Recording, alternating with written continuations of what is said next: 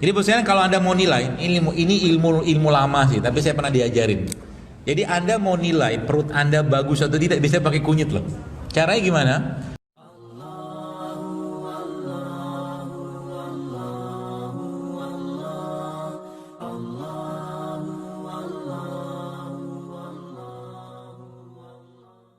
Kemarin ada ibu-ibu di IG saya itu kayaknya dibilang nggak suka banget kalau saya bilang tumbuhan itu bisa menyembuhkan. Saya katakan iya, cuma saya nggak mau debat aja.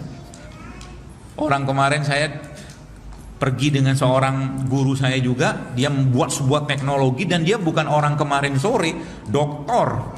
Penelitian ada 11 penelitian yang dia di situ membuat satu obat yang subhanallah orang kanker itu udah bolong, coba daerah payudara itu bisa tumbuh lagi dagingnya. Apa ceritanya itu? Dan itu di depan dia presentasi begituan di depan para dokter juga. Kenapa saya katakan ini? Jadi pahami baik-baik kata-kata saya ini, ya, supaya nggak muncul lagi, dokter, amankah saya minum kunyit tiap hari? Orang nanya beginian, tapi antibiotik masuk terus, betul? Dia nggak nanya amankah antibiotik. Baik, saya tanya. 30 tahun yang lalu, Bapak sekalian, negara kita ini, ya, dunia lah, autoimun tuh jarang loh, betul lah?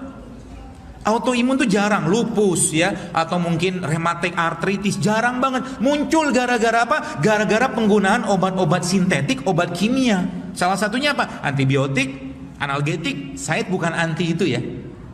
Saya maksudnya ngomong ini bukan anti dengan obat-obatan kimia, bukan. Tapi kadang-kadang saya melihat over usage, terlalu berlebihan penggunaannya. Orang dikasih antibiotik membunuh biota dalam perut kita, dalam tubuh kita. Tapi kita nggak disuruh tuh makan sayur, makan buah, makan madu. Untuk apa? Untuk probiotiknya. Ada kan di ngomongin kayak begitu? Kalau Anda makan antibiotik, nggak ada. Itulah masalah kita tuh. Dan abis itu nanya lagi, amankah saya minum jahe? Kan pertanyaan ibarat kata Anda naik pesawat, di depan pesawat sudah take off, sudah airborne, sudah cruising, Anda tanya sama pilotnya, Pak pilot punya license nggak untuk terbangin kami? Itu yang terjadi zaman sekarang. Anda kayak nanya ini, ibarat nanya lebih aman makan antibiotik daripada makan kunyit. Ini masalah besar. Paham ya? Kalau kecuali si fulan atau fulanan tadi memang mengklaim dirinya buatan pabrik, silakan lah, nggak usah dibahas kalau itu. Untuk menjadi khalifah itu dibutuhkan apa? Dibutuhkan pertamak, aftur. Di mana Allah ciptakannya? Di beliau-beliau ini. Paham ya? Jadi jangan tanya lagi dengan saya, amankah minum beginian? Gak aman. Kalau ada ibu-ibu tanya sama saya, dokter, kunyit itu kan bisa bikin mandul. Iya, kalau ente minumnya seember, saya bilang. Nggak ada juga orang-orang. Jadi ibu-ibu coba tanya, berapa banyak kalau Anda masak, apakah Anda pernah nimbang bawang putih, bawang merah, ditimbang nggak? Pakai feeling doang kan? Terus orang keluarga Anda kira-kira banyak masalah nggak gara-gara makan itu? Fine-fine aja tuh. Ini judulnya nampar-nampar dulu ya, biar sadar. Saya tuh kadang-kadang kesel banget gitu, ada orang tanya, nanti kan bubuknya masuk ginjal. Masuk ginjal dari mana? Minum aja, asal bener ya, asal bener minumnya. Madu, apalagi madu, terutama madu tuh panjang lebarnya minta ampun ya, takut banget minum madu. Allah bilang apa? Syifa'u fi salasatin syarbatil asal wa syar tahtil mijam wa kaidinar. Kata Allah, kesembuhan, kata Nabi SAW ya, kata Nabi kesembuhan itu 3, minum madu, asal bener madunya. Nanti habis itu tanya sama saya, dokter, madu yang benar itu gimana? Baik, saya jawab secara hadis. Madu yang benar adalah madu yang sanadnya jelas, rawinya jelas, matannya jelas. Yang ngaji biasa paham dengan kata-kata ini. Udah gitu aja ya. Madu yang benar itu apa? Madu yang sanadnya jelas, matannya jelas, rawinya jelas. An abi fulan gitu kan. Dari mana sanad madunya? Nah, ilmu ini namanya sama sekarang namanya apa? Ada satu ilmu namanya blockchain. Blockchain ini kalau Anda pelajari, Anda harus tahu dulu yang bikin atau yang nanam. Katakanlah di sini ada semangka. Yang nanam semangka ini, waktu dia bikin semangka atau dia nanam semangka, dia baca bismillah nggak? Loh, pusing kan? Sebab kalau dia nggak baca bismillah dan kita pun yang makan tidak membaca bismillah, maka hilang keberkahannya. Kan gitu.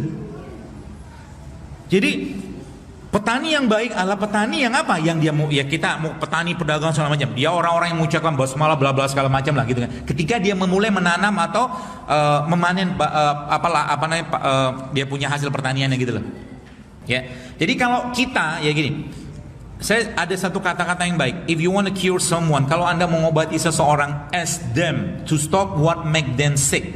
Kalau Anda mengobati seseorang, kalau Anda sekarang mau sehat, maka kata kunci apa? Stop apa yang membuat Anda sakit. Apa yang membuat kita sakit? Mari kita bahas. Baik. Orang tua kita zaman dulu makan nasi nggak? Makan. Pembicara minum dulu. Haus. Ini jusnya enak banget, sumpah, Masya Allah. Enak banget, manis dan tanpa gula. Isinya semangka, kurma, nanas. Enak banget, serius. Kalau diminum gitu ya, Masya Allah. Nih, ini sehat nggak? Sehat, tapi kalau saya bikin dari internet langsung saya minum jauh lebih sehat. Lebih sehat lagi gimana? Anda ambil petik dari pohon, Anda blender atau Anda makan, itu jauh lebih sehat. Kenapa? Saya pernah ngukur kadar antioksidan pada buah-buahan. Jadi buah yang saya beli di pasar itu sama buah yang saya baru petik itu ternyata kadar antioksidannya beda banget, jauh banget. Ya, makanya saya sering sampaikan kalau Anda punya halaman, tanah luas gitu kan, itu tanamlah buah dan sayuran. Tinggal petik, tinggal makan, Anda dapat kebanjiran antioksidan. Jadi semakin banyak radikal bebas dalam tubuh kita, maka semakin banyak masalah. Dan konsep yang saya bawa di mana-mana sebenarnya itu konsep sederhana, benerin perut. Kenapa banyak orang? Ada banyak ibu-ibu cerita ke saya, pokoknya jamaah IG lah, judulnya jamaah IG.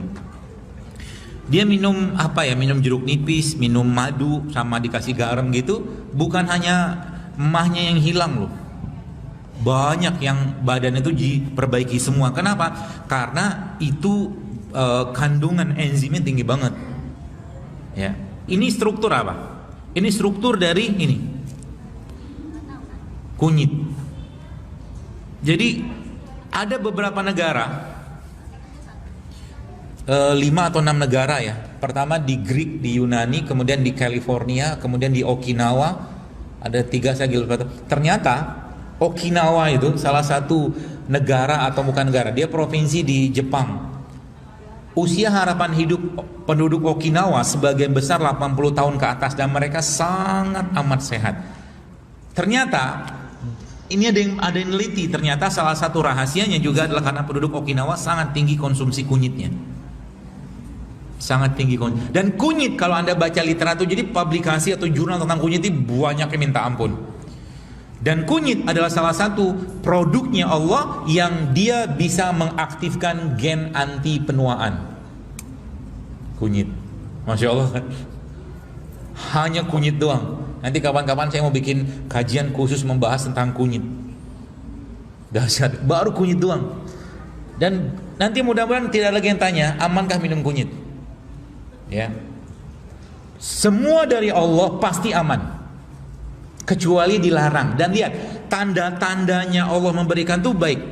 Jadi kita bisa membaca kata Allah dalam surat Fussilat apa? Sanurihim ayatina fil afaq wa fi anfusihim hatta yatabayyana lahum annahu la. Kami akan perlihatkan tanda-tanda kebesaran kami di segenap penjuru langit dan pada diri mereka sendiri sehingga jelaslah bahwa Al-Qur'an adalah benar.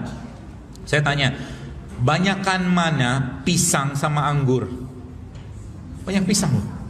Maka makan pisang. Anggur susah dapat kan? Banyakan mana katakanlah misalkan rambutan misalkan sama cempedak. Kalau lagi musim ya banyak rambutan. Jadi Allah memberikan musim-musim tadi teman-teman sekalian, sebenarnya fungsinya apa?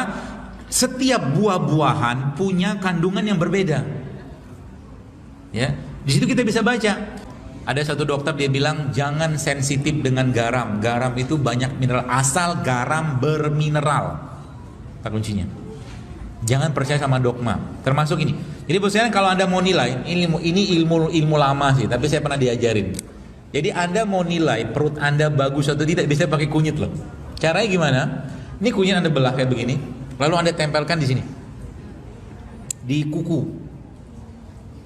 Lalu setelah bukan tempel, diusap ya. Lalu Anda di gini, kalau seandainya kata guru saya ya, ini ilmu tradisional. Jangan tanya jurnalnya. Kalau seandainya masih kuning di kuku Anda, maka pencernaannya masih baik. Saya pernah nyoba ke beberapa orang yang memang gangguan pencernaan, ternyata bener. Jadi orang yang gangguan pencernaan, saya ini begini kan, terus langsung saya usap, hilang loh kunyitnya. Kalau saya kan nggak hilang, makanya saya berani ngomong.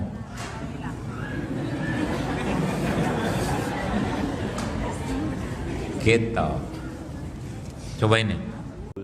Mungkin begitu cukup, dan paling akhir semoga Allah kumpulkan kita lagi nanti di surganya, surga Firdaus tanpa hisab. Kita tutup aja dengan doa kepada Allah. Subhanakallahumma bihamdik asyhadu an la ilaha illa anta astaghfiruka wa atubu ilaik. Assalamualaikum warahmatullahi wabarakatuh.